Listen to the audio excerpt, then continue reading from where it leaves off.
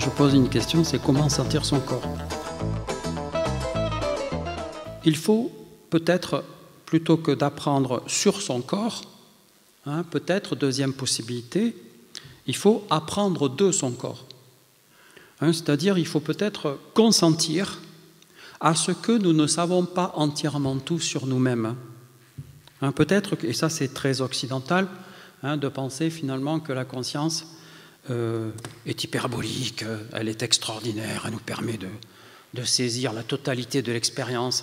Nous avons été formés dans les années 80 dans le modèle de la phénoménologie, dans le modèle de la psychanalyse, dans le modèle de la psychologie cognitive.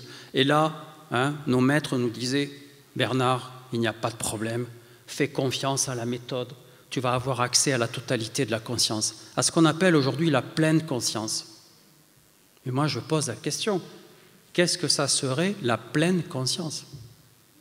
Qu'est-ce que c'est la pleine conscience? Est-ce que ça veut dire qu'il n'y a plus d'inconscient? Ça veut dire qu'il n'y a plus d'involontaire? Ça veut dire qu'il n'y a plus de corps vivant?